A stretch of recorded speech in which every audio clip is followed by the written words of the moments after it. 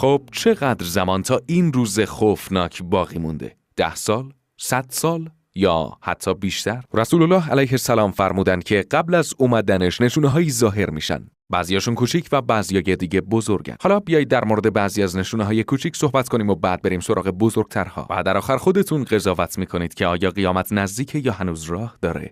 اولین نشونه کوچیک اومدن پیامبر ما صلی الله علیه و سلم به این دنیا بود.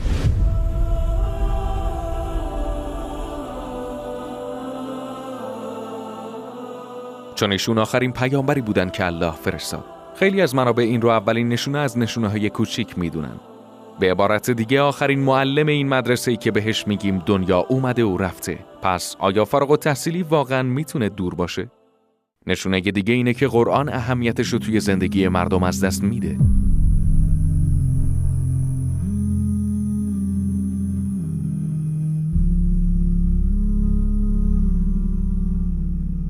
راستش وقتی به اطرافمون نگاه میکنیم به وضوح میبینیم که این داره همه جا اتفاق میفته. خیلی از مردم انقدری در زندگی دنیوی غرق شدن که حتی یادشون میره یه صفحه از قرآن رو باز کنن.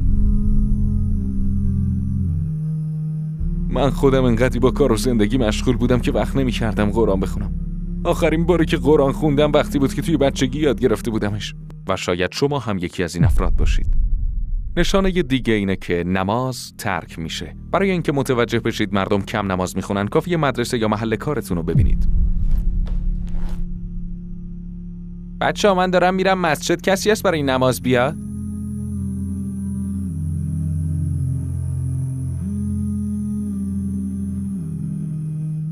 همونطور که روز قیامت نزدیک میشه تعداد افرادی هم که نماز میخونن کمتر و کمتر میشه. نشانه دیگه اینه که مساجد خیلی تجملاتی میشن اما عبادت فراموش میشه.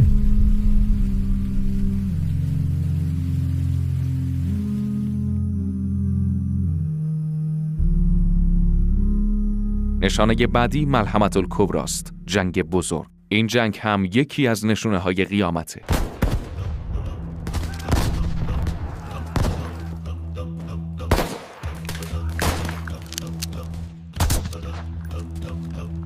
علما نظرات مختلفی دارن که این جنگ دقیقاً به کدوم جنگ اشاره داره و یا اینکه آیا قبلا اتفاق افتاده. جنگ‌های بزرگی که توی قرن گذشته شاهدش بودیم مثل جنگ جهانی اول و دوم میتونن به عنوان نشونه‌های قیامت دیده بشن. حالا بیایید سریع بقیه نشونه‌های کوچیک رو مرور کنیم. نزدیک به پایان دنیا تعداد افرادی که به الله ایمان دارن و به ارکان ایمان اعتقاد دارن کم و کمتر میشه. مردم دیگه به امانت‌هایی که بهشون سپرده میشه اهمیت نمیدن. ربا همه گیر میشه. صداقت در تجارت از بین میره. مردم دیگه براشون مهم نیست پولشون رو از راه حلال به دست میارن یا حرام. گناهان بزرگی